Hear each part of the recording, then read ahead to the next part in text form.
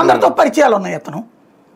కాబట్టి అతన్ని అరెస్ట్ చేయడం ద్వారా అతన్ని ముందుగానే ఫిక్స్ చేసి అప్రూవర్, ఇప్పుడు లైక్ వాసుదేవరెడ్డిని కూడా ముందు చాలా రోజులు హింసించిన తర్వాత అతన్ని ఢిల్లీలో పోస్ట్ వేయించి, ఇప్పుడు ఎంతమందిని అరెస్ట్ చేసి వాసుదేవరెడ్డి ఎందుకు అరెస్ట్ చేయలేదు కంటిన్యూటీలో? మళ్ళీ అతను ముందస్తు బెయిల్కి పిటిషన్ వేసుకున్నాడు కదా. అంటే ఏంటి, అతను ఆల్రెడీ తమ వైపుకి తిప్పుకున్నారు. అతని చేతను వీళ్ళు తయారు చేసిన కాగితాల మీద సంతకం పెట్టించుకుంటారు, అతనే చెప్పాడు అన్నట్టుగా. అట్లాగా అంతే కదా.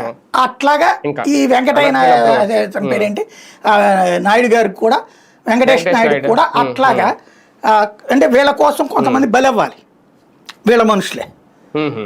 వాళ్ళు ఆ త్యాగానికి ఏమన్నా మరి భవిష్యత్తులో ఫలితం ఏమన్నా ఏర్పాటు చేస్తారేమో తెలియదు.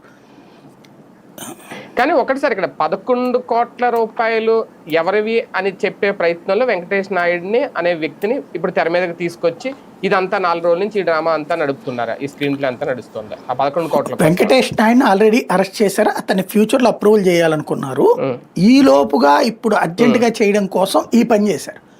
ఇప్పుడు అక్కడ మిస్ అయిన లాజిక్ ఏంటంటే, ఇవాళ ఎవరు నల్లారి కిరణ్ కుమార్ రెడ్డి గారి సోదరుడు ఎమ్మెల్యేగా కూడా గెలిచాడు కదా మొన్న, కిషోర్, అతను చెప్తున్నా 70 వీడియోలు ఉన్నాయి ఇంకా అని చెప్పేసి.